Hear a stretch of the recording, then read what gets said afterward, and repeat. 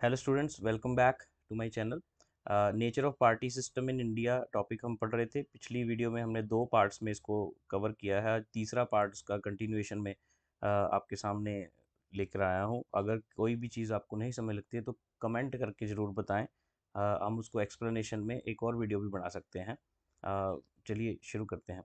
पिछली वीडियो में हमने पढ़ा कि political parties की registration, extra constitutional bodies, national political parties, there are state political parties, there is a multi-party system, there is a domination of one party, there is lack of strong opposition, lack of ideological commitment of the political parties, communal and caste character of the political parties, importance of the regional parties। तो ये हमने cover कर लिए थे पिछली video में। आज हम देखते हैं नेक्स्ट 3 पॉइंट्स। तो उसमें है पहला, personality cult of the leadership. जितने भी बड़े एरिस्टोक्रेट एलीट्स हैं हमारी पॉलिटिक्स में, वो पॉलिटिक्स के ऊपर अपना कंट्रोल बनाए रखते हैं। पॉलिटिकल पार्टीज़ में उनका कंट्रोल रहता है।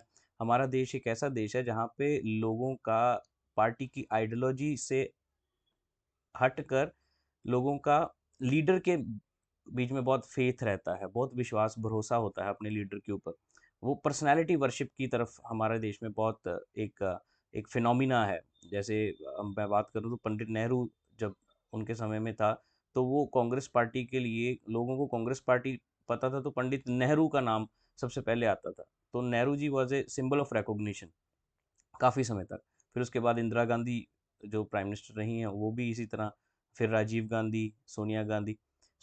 जब इलेक्शन का समय आता है तो जो है पार्टी के नाम पे वोट नहीं मांगे जाते। ये बोला जाता है लोगों से कि आप हमारे लीडर के हाथों को तगड़ा कीजिए, आप स्ट्रॉन्ग कीजिए। तो ये जो 16th और 17th लोकसभा की जो इलेक्शन की बीजेपी की सक्सेस हुई, वो श्री नरेंद्र मोदी जी की सक्सेस थी। वोट्स जो थे वो उनके नाम पे मांगे गए, लीडर के नाम पे। जैसे स्लोगन्स थे, आपने सुने होंगे, अब की बार मोदी सरकार, हर हर मोदी, घर घर मोदी, फिर एक बार मोदी सरकार। उनको एक तरह से ब्रांड के नाते प्रेजेंट किया गया। और इसी तरह कांग्रेस में राहुल गांधी, फिर आम आदमी पार्टी की बात करें तो केजरीवाल, ममता बनर्जी टीएमसी में, नीतीश कुमार जेडीयू, स्टालिन डीएमके के लिए, उमर अब्दुल्ला नेशनल कॉन्फ्रेंस जम्मू एंड कश्मीर में, एंड सो ऑन। तो ये पर्सनैलिटी कल्ट जो है वो लीडरशिप में ये एक बड़ा इंपॉर्टेंट फैक्टर है, फिनोमिना है। Then political parties lacking internal democracy. हर एक पॉलिटिकल पार्टी जो है वो काफ़ी समय से अपने अलग अलग डिफरेंट लेवल्स के ऊपर पार्टी की ऑर्गेनाइजेशन में उन्होंने कभी इलेक्शन नहीं करवाए। हायर ऑफिशियल जितने भी होते हैं, एग्जीक्यूटिव मेंबर्स, जो भी पार्लियामेंट्री बोर्ड मेंबर्स हैं, वो पार्टी हाईकमांड द्वारा मनोनीत किए जाते हैं, नॉमिनेट किए जाते हैं, और उनको अपनी ज़रूरत के हिसाब से बदल भी दिया जाता है। आपने देखा होगा कि स्टेटों में कितने समय से कि डिसीजन जो लेने होते हैं, चाहे किसी को चीफ मिनिस्टर लगाना है या मंत्रिमंडल घोषित करना है स्टेटों का, स्टेट लेवल के ऊपर, even at the national level, वो एमएलएज या एमपीज नहीं करते हैं, बट पार्टी हाईकमांड डिसाइड करती है। अभी हमने रिसेंट दिल्ली के इलेक्शन देखे तो कितने दिन के बाद अनाउंस हुआ कि कौन सीएम होगा, कौन मंत्री होंगे। They can not work against the wishes of the high command. High command के विशेज के अगेंस्ट काम नहीं कर सकते।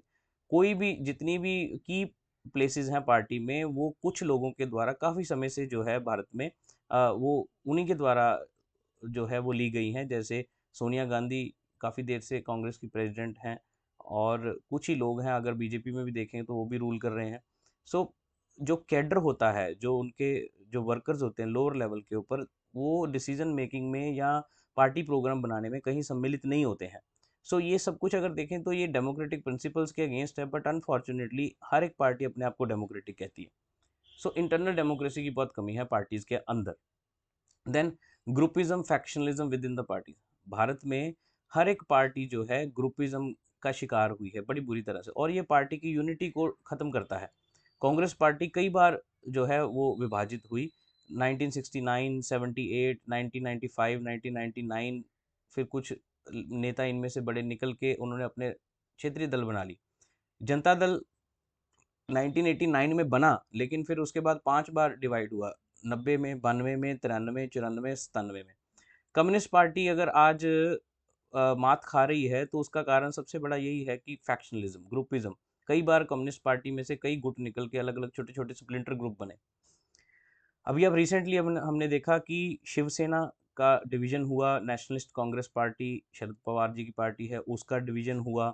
अकाली दल में से कुछ बड़े लीडर पंजाब में से निकल के उन्होंने एक अलग से संयुक्त जो है वो मोर्चा बनाया। तो ये कई तरह की प्रॉब्लम जिसके कारण इन पार्टियों की इलेक्टोरल परफॉर्मेंसेस जो होती हैं वो सफ़र होती हैं। तो ये एक बहुत बड़ा ग्रुपिज़्म, फैक्शनलिज़्म पार्टीज़ के बीच में ये एक बहुत बड़ा कारण है। सो ये 3 मेजर कारण उसमें जोड़ के हमने आज इस वीडियो में पेश किए हैं। आप कमेंट करके बताइएगा। तो अगली वीडियो में मिलते हैं। Thank you very much. Hello students, if you are new to this channel, kindly do not forget to like, subscribe and share this channel, and also do not forget to press the bell icon. Thank you.